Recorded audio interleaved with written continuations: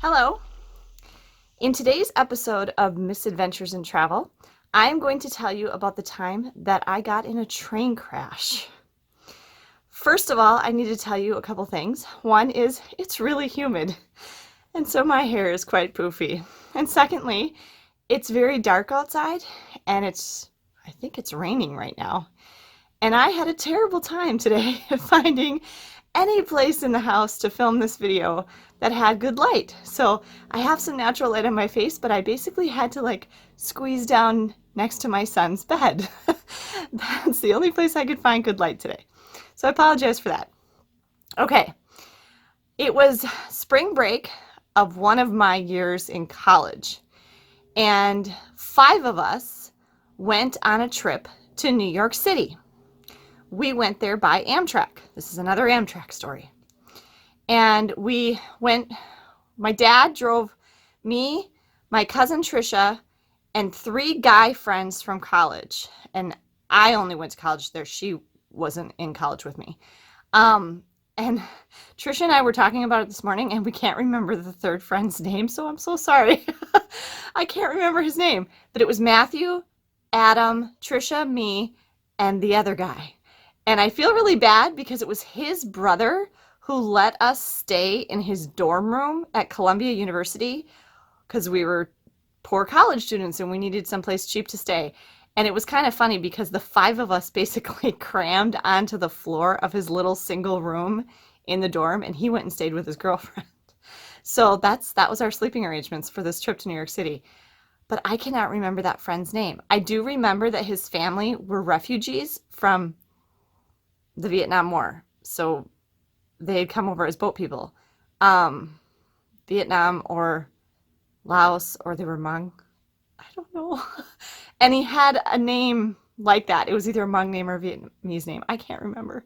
I'm so sorry. Anyway, that's who went with us. And my dad drove us to Chicago. We spent the night in Chicago. And I remember we went to a jazz club in Chicago the night before we left because a couple of my friends were really into music. And then we took the train from Chicago to New York City. And you're overnight one night on that route. And we were just in coach, so we were just sleeping in seats. And going out, I think, was uneventful. We had a very nice time in New York City, did a bunch of stuff, went to the Statue of Liberty, went to a Broadway show, at least one. And that might have been the time I saw Cats. I'm not completely sure about that, but maybe. And, we were done with New York City, and now we were coming back. And we were on the Amtrak train, and we were asleep. It was night. And we were somewhere in western New York State, I think. And I was not aware of the impact. I didn't feel anything. I was sound asleep. And what actually woke me up was the feeling that the train had stopped. And we weren't moving anymore, and it was very, very quiet. And then the conductor came on and made an announcement, and I remember he was whispering because people were asleep. And he whispered and he said, "Ladies and gentlemen, we apologize for the delay, but the engine has suffered severe damage."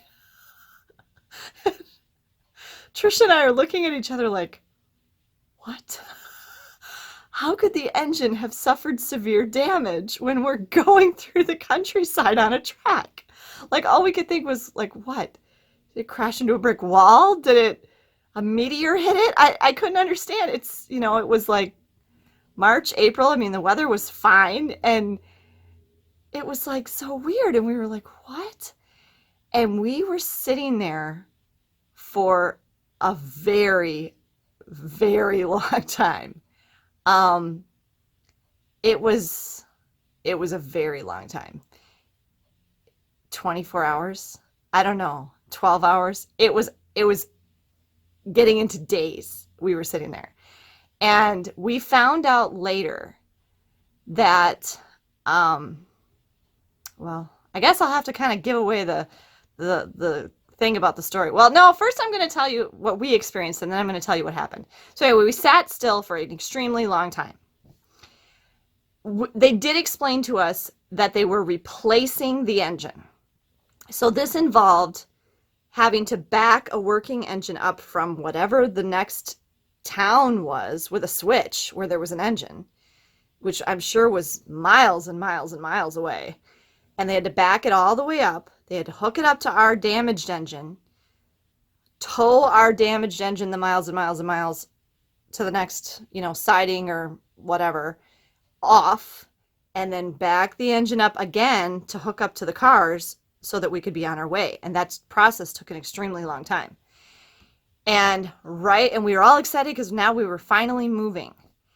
And right after we started moving, it wasn't just a few minutes, and we stopped again.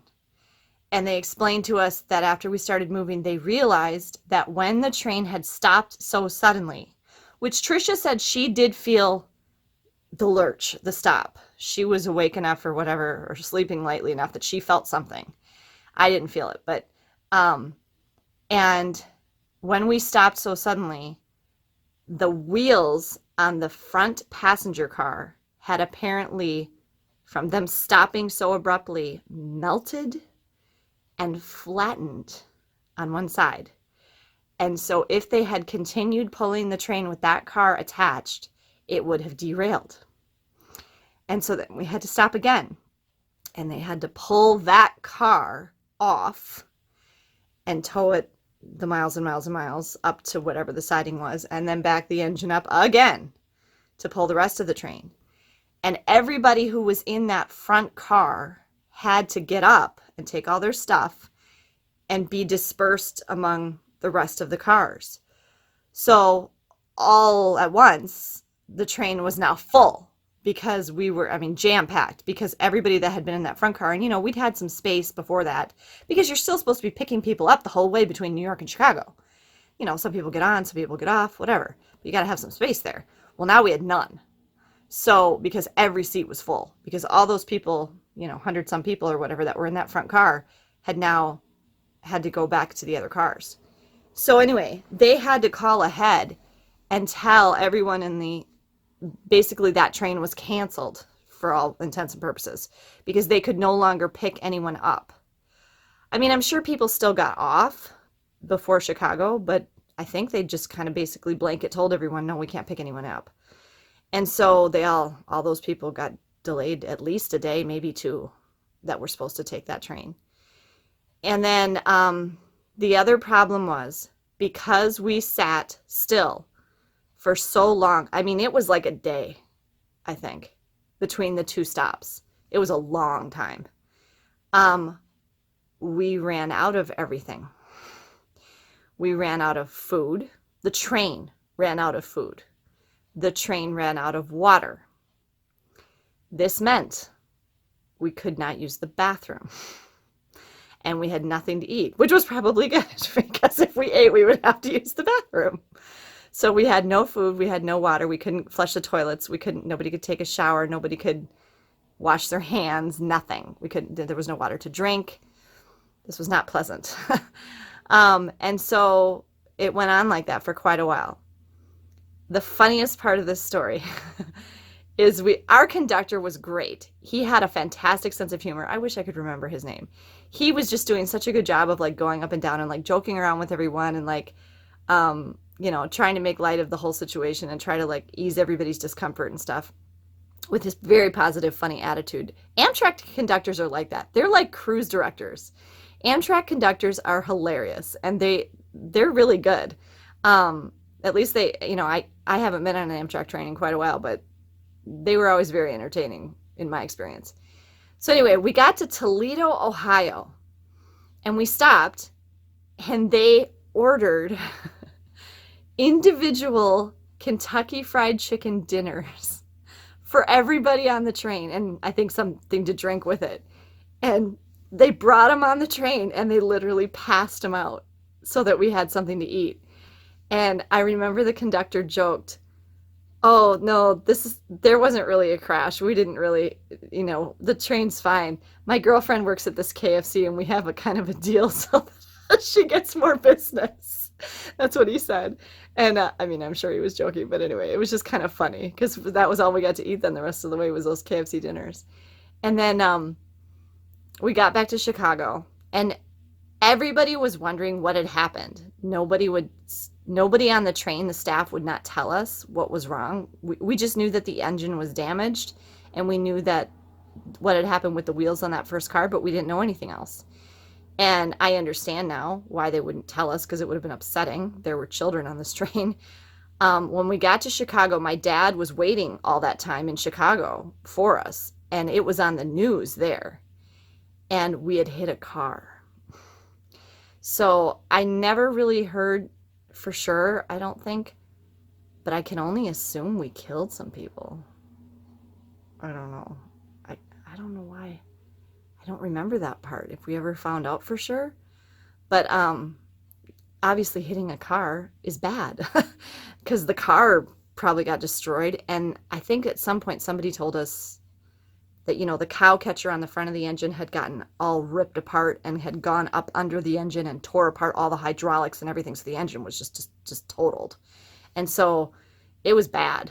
And that was the story. That was what happened. And we just went home and I went back to school and never really thought about it again. But that was kind of an exciting little train journey there.